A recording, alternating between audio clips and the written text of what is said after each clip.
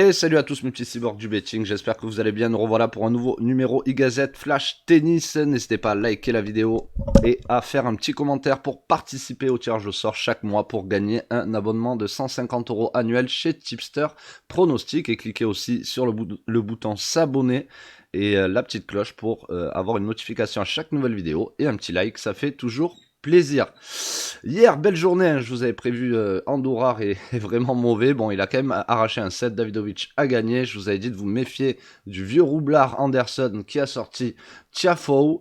Et et je vous avais aussi dit que j'aimais bien Ivashka tellement Russovori ne valait pendant ce temps pas grand chose sur terre et Ivashka l'a éclaté 6-1, 6-2. D'ailleurs, c'était le bet qu'on avait hier sur Tipster Pronostic, le seul. Et je vous avais dit de vous méfier tout de même de Popyrin face à Millman. Il a quand même pris un set. Match assez serré. Aujourd'hui, il y a la qualification des femmes.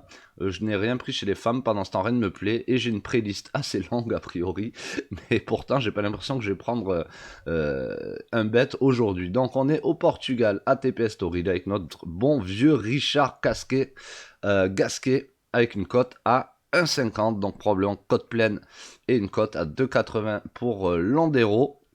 Je pense que le book prend la marge sur Londero ici. Gasquet à 1,50 sur terre battue. Ok, il aime bien la terre battue, mais Londero aussi. Ok, il n'a pas eu des gros résultats, mais Londero quand même est très bon sur terre battue. L'année dernière, il l'a encore prouvé. Peut-être un match de relance pour lui. En tout cas, je vois un match plus accroché que ce que les books prédisent. Je vois que Londero prend un set, on pourra le choper vers 1,80, voire un petit peu plus en étant patient. Le match est à 11h30. Je serais pas surpris que Gasquet lâche un set, voire que Londero gagne ce match. Personnellement, pas sûr que je mise dessus, mais en tout cas, ce qui est sûr, c'est que je ne prendrai pas Gasquet à 1,50. Deuxième match. Toujours à Estoril au Portugal, Cecchinato contre Harris. Cecchinato à 1,51, Harris 2,73. Pour moi, favori logique, Cecchinato, mais je ne sais pas vraiment si on pourrait dire qu'il y a de la value à 1,50, c'est un petit peu comme Gasquet, mais quand même j'ai mis le match de côté pour l'analyser plus en profondeur, match à midi. Personnellement, si on doit se mouiller, je vois quand même une victoire de Cecchinato. Cuevas face à Sandgren, j'adore la cote qui monte de Cuevas, qui est passée de 1,83 à 2,37, et ça me plaît. Alors on est vraiment sur un match incertain ici, parce que les deux sont vraiment dans une période incertaine, quoi. Ceci dit, Cuevas sur terre, c'est pas un peintre. Et là, quand je vois que la cote commence à monter de 1,83 à 2,37, j'ai même presque envie d'aller voir. On doit avoir un set, voilà. Cuevas remporte un set à 1,50. Ça me paraît pas dégueulasse contre Sandgren. Sandgren, plutôt un joueur de dur ou d'indoor, mais sur terre battue, c'est pas non plus, voilà, c'est pas Rafa Nadal.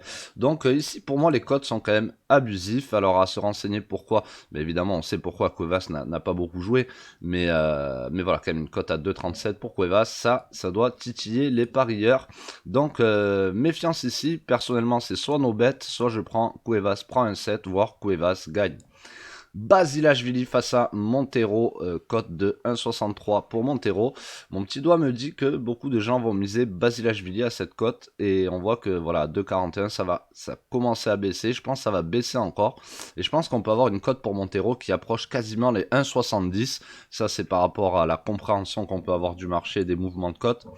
Pour moi, Montero pourrait le faire ici. Alors oui, Basilashvili, il revient fort, il revient bien, mais on sait qu'il a toujours des trous, surtout avec les problèmes qu'il a eu personnels via avec sa femme et son procès. Ici, personnellement, je ne prendrai pas Basilashvili. C'est soit no bet, soit je prends Montero, et je pense qu'il peut monter vraiment à 1,70. Donc, à observer, et le match est à 12h30, mais voilà, mon petit chouchou de ce match serait Montero. Martin contre Struff, ça je l'ai mis pour prévention. Je vois souvent des Martin avec des grosses cotes contre des joueurs, on va dire, de milieu de tableau. Struff, voilà, c'est pas un top 10 ni un top 20. Là, je le vois qu'il est descendu à 1,38. Je trouve ça abusif. Et je pense même encore que ça va descendre tellement les gens aiment miser Struff et connaissent très peu Martin. Alors, ok, il est pas, pas flamboyant hein, dernièrement, Martin. Euh, mais là, personnellement, à 3,26, c'est pas logique de voir une cote comme ça. Je pense que j'aurais plus 1,50, 2,70, grand maximum 2,60 à 3,26. On commence avoir une value sur Martin ici. Martin prend un 7 à 1,92, peut être sympa aussi. Je ne suis pas sûr de bêter ce match, mais ouais, je suis quand même chaud. J'adore miser Martin quand il est outsider. Peu de gens le connaissent, c'est pour ça que souvent sa cote est belle. Donc voilà, à observer aussi. Et enfin, Daniel face à Hoffman. Hanfman qui est allemand, donc il joue chez lui. Face à Daniel, le japonais, et bien, je me méfierais de ce match. Et d'ailleurs, on peut voir que la cote d'Hoffman a complètement chuté. Maintenant, les books prennent la marge sur Hoffman. On a une cote pleine à 3,06 sans marge quasiment sur Daniel. Et je pense que ça va monter encore. Je pense que c'est pas improbable que Hoffman, vu qu'il est en Allemagne, ça baisse encore. On est sur du 1,42. Ça m'étonnerait pas que ça aille sur du 1,38, 1,37, 1,36. Et de voir encore la cote de Daniel monter sur les 3,30. 3,40, donc patience, le match est à 14h. En tout cas, moi je ne bêterai pas Hanfman, et si je bêterai, ce serait plus en faveur du japonais, mais je sais que la cote doit monter encore par rapport à mon expérience du marché.